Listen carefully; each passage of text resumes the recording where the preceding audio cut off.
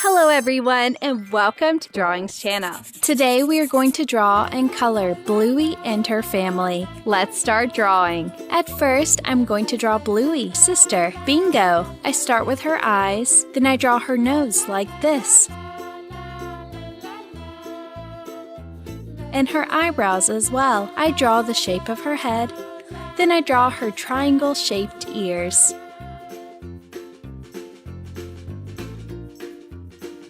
And her smiling mouth. Now let's continue with her body. I draw her arms. With one of her hands, she is waving to you.